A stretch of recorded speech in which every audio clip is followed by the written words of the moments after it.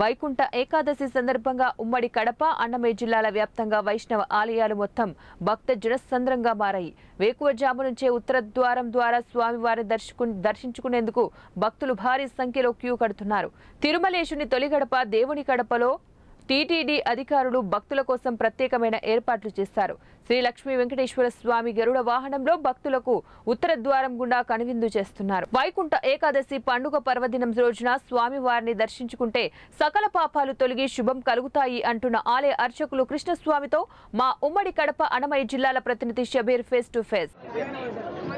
ఉమ్మడి కడప, అన్నమయ్య జిల్లా వ్యాప్తంగా వైష్ణవాలయాలు గోవింద నామస్మరణతో మారుమోగుతున్న వైకుంఠ ఏకాదశి పండుగ పర్వదినం సందర్భంగా తెల్లారుజామున భక్తులు వైష్ణవాలయాలకు చేరుకొని ప్రత్యేక పూజలతో పాటు అభిషేకాలు నిర్వహిస్తున్నారు. ప్రస్తుతం మనం తిరుమలేశ్వరి తొలి గడప దేవుని గడప ఆలయంలో ఉన్నాం. ఇక్కడ ఉత్తర ద్వారం ద్వారా స్వామివారు గరుడ వాహనంలో భక్తులకు దర్శనం ఇస్తున్నారు. ప్రస్తుతం మనతో మాట్లాడడానికి ఇక్కడ ఆలయ అర్చకులు ఉంటారు. వాళ్ళని అడిగి తెలుసుకునే ప్రయత్నం చేద్దాం. స్వామి, చెప్పండి, ఈరోజు వైకుంఠ ఏకాదశి పండుగ పర్వదినం యొక్క విశిష్టత ఏంది?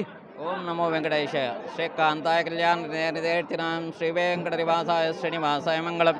శ్రీ లక్ష్మీ వెంకటేశ్వర స్వామి దేవస్థానము తిరుమలకు తొలి గడప దేవుని గడప కడప జిల్లా శ్రీ లక్ష్మీ వెంకటేశ్వర స్వామి దేవస్థానంలో వైకుంఠ ఏకాదశిని పురస్కరించుకొని తిరుమల తిరుపతి దేవస్థానం వారు అత్యంత వైభవంగా నిర్వహించడం జరుగుతూ ఉన్నది. అందులో భాగంగా ఉదయం స్వామివారి 3 గంటలకు సుప్రభాత సేవ మరియు ధనుర్మాస ఆరాధన ముగించుకొని స్వామివారు ఉత్తర ద్వారం దగ్గర 5 గంటలకు వేంచేపు చేస్తాము. అలాగే ఈ వైకుంఠ ఏకాదశి మరియు ముక్కోటి ఏకాదశి